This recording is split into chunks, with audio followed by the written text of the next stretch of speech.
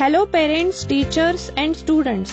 Zankar is bringing you complete syllabus of 3rd standard on our YouTube channel. So please subscribe our channel and don't forget to share with other parents and students.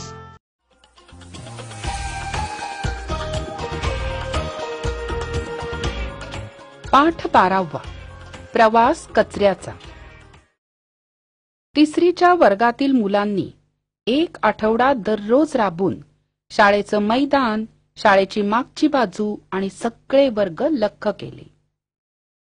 बाईंनी मुलांना कागदाचे तुकडे, पुठ्ठे, रद्दी paper आणि वाळलेलं गवत एका डब्यात टाकायला सांगितलं आणि फळांच्या साली, कोई आणि बिया असा ओला कचरा दुसऱ्या डब्यात टाकायला सांगितला. बाईंनी सांगितलं, 2 वेगळे डबे करण्याचं कारण म्हणजे प्रत्येक प्रकारच्या कचऱ्याचा प्रवास वेगवेगळा असतो. जो कोरडा कचरा होता त्याचा पुन्हा लगदा बनवून वेगवेगळ्या शोभेच्या वस्तू, डब्या, खेळणी, पेन पेन्सिलींची खोकी आणि कागद बनवता येतो.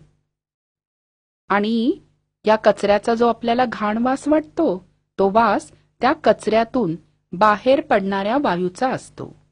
असा वायू घरामध्ये सरपणाऐवजी इंधन म्हणून वापरता येतो. या सडलेल्या कचऱ्याचं उत्तम खत शेतीसाठी बनवता येतं. म्हणजेच कचरा हा नुसता कचरा नाही, त्याचे अनेक उपयोग आहेत.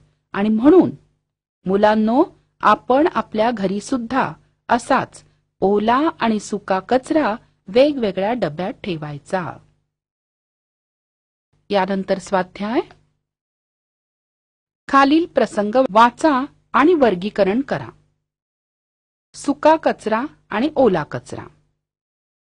केळ्यांच्या साली ओला कचरा, कागद सुका कचरा, शिळे अन्न ओला कचरा, खरकटे ओला कचरा, फुटका कप सुका कचरा, सडलेली फळं ओला कचरा, तुटकं पेन सुका कचरा, कॅरी बॅग सुका कचरा, खराब वहीचा पुठ्ठा सुका कचरा, पालेभाज्यांची देठं ओला कचरा, फळांच्या साली ओला कचरा, तुटकी खेळणी सुका कचरा.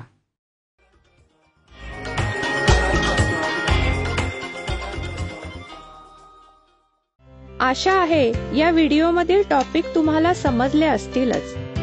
अजून पुढील व्हिडिओ पाहण्यासाठी आमच्या चॅनलला सबस्क्राईब करा आणि इतर पालकांना आणि विद्यार्थ्यांना शेअर करून पुढील व्हिडिओसाठी आम्हाला प्रोत्साहित करा.